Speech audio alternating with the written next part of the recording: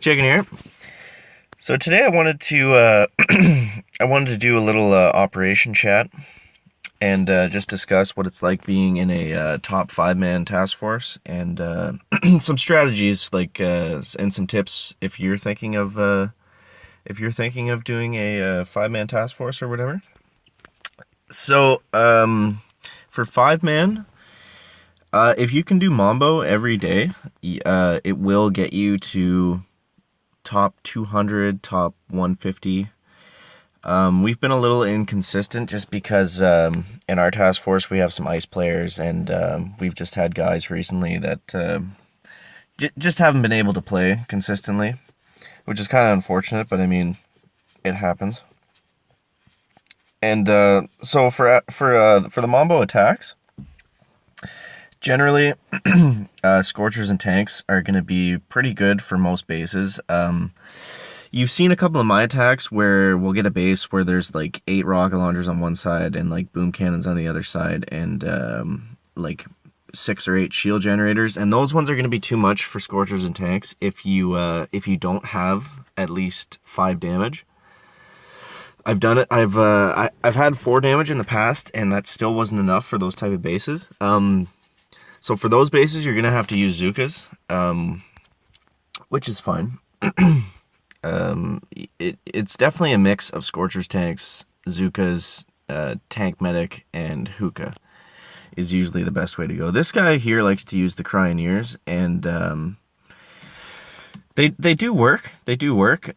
Personally, I think you'd be better off with more Zukas than the benefit of the Cryoneers.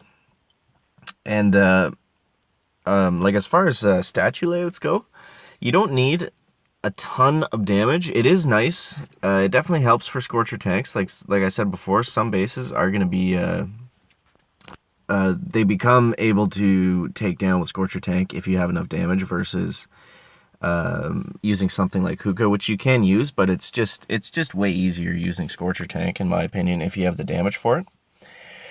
So statue layout for 5-man, 10-man, basically doing any operation under Stronghold, you're going to be better off with more GBE than you are damage. You need the more damage higher up because everything has crazy health. Like a rocket launcher will have like 100,000 health points or something crazy. Like that'll just be the bonus or whatever.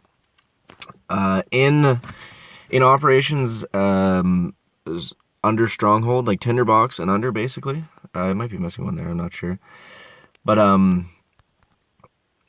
you're going to be able to GBE down some buildings, which is a huge help, especially when you're using Zukas, and you can just clear out, like, say, a couple rocket launchers on one side, like I tried to do yesterday. But yeah, if you can clear those out, you can kind of make your own... like you can make your own pocket, save GBE for using shocks, whatever. It's definitely a big help to take down a couple defenses. So here's my attack. This was this morning on Quay. Scorchers and Tanks would have been better to use, but I already had all Zukas trained up. If I was going to use Scorcher Tank, I would just flank them up right, come down through those 2 cannons, clear some stuff around the core, and then shock the shock launcher, shock blaster, and then go from there. But I found this one easier just to use, or not easier, but I found this one doable with all Zuka, so I went ahead and just went with that. You'll see when I got up around the core, I only needed I think it was 2 or 3 shocks, so that's not really a big deal. The landing was kind of sloppy, as it usually is with the chicken, but we're getting better. We're getting better. So yeah, I was able to shock everything there, and I think I 3-shotted it, and that's only with 2 damage statues. So you can see the major health difference there. Like I was better off with more GBE than damage in that instance. So we're gonna go on Dr. Terror. So I'm thinking for the next troop loadout episode, I'm gonna do Scorchers and Tanks, I think. That would be fun to go over, and I could kind of incorporate that into what I've been talking about today about how they're gonna be the best strategy for for the lower level operations and like for competitive smaller task force, 5, 10 man, that kind of thing. Alrighty, so we're going in on terror. Throw some critters down because I don't want artillery in my. Oh, it doesn't matter. Didn't want artillery in any of my warriors by mistake. So yeah, but yeah, Mambo, like I said, is gonna get you to. It's gonna get you like into the not top 50. I don't think. Like we haven't been able to do it consistently enough that I know for 100% sure. It will get you close, but you'll notice the leaderboard guys. They'll do. I think it's Foxtrot, and they don't actually complete it, which is interesting. They'll just farm force points on it, so they'll actually get more force points doing like 3 or 4 bases on Foxtrot than they would by actually completing a lower base. So yeah, for those bases, it's gonna be like all Zuka for the most part. Like I don't think you would ever find a Scorcher tank base for Foxtrot. So, I mean, at the absolute highest level, you're still going to need to know all Zukas. But I mean, they're not doing Foxtrot like that every single day either. So they definitely get there by doing the lower the lower level operation bases, which is going to be Scorcher tank dominant.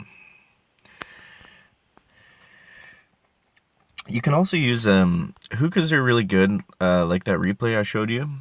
Depending on how many rocket launchers there are, like if there's just too many, like basically if there's too many boom cannons and stuff for a Scorcher tank, or too many cannons in general, you're gonna want to go with hookah or Alzuka. But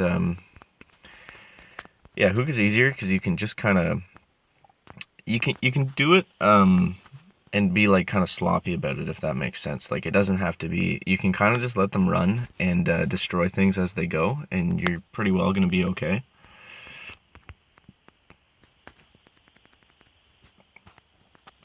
We'll get feels on them there. The Invincible Warriors. Yeah. I don't know. I'd kind of like to put another damage down. Just because it's fun. I just like blasting through bases. Being able to like one-shot shield generator player bases is fun. But I mean, for the sake of the bases we're doing, like you just saw, I like easily 3-shotted that one core with only the 2 damage I have now. Alrighty, so stage 6. I guess we'll call this a world record attempt, even though it's not going the greatest.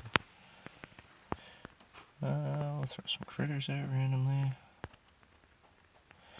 Come on, guys. Boom. Yeah, we're gonna.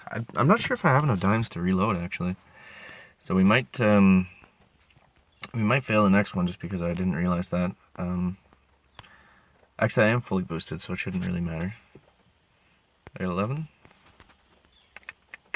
Almost enough. We'll reload a couple. We'll reload this one.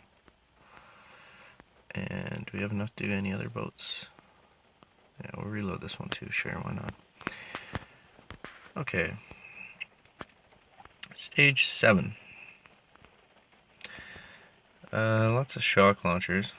This one would be perfect for a Scorcher tank today, or tank medic. Just because there's I don't see a single boom cannon anywhere. There's a few shock launchers, which is going to be annoying for warriors, but I have so much GB that it shouldn't make a difference. I am missing a few troops though, so keep that in mind. I'm going to smoke the HQ here. So this isn't going to be a world record attempt or anything, I guess. That's definitely something I want to get though eventually. I might run a statue layout just for that specifically. That would be cool. For that, I would just do, I think 5 GBE and 5 damage would probably be the best for a Dr. Terror world record attempt. I think I'll have to double check. I think the record is 3 minutes and like 13 seconds, if I'm not mistaken. Something like that. So yeah, I probably didn't need to gem up those troops, but whatever. We'll see if we can do a player base here real quick before we sign off. Do we have any? I think I cleared my map last night.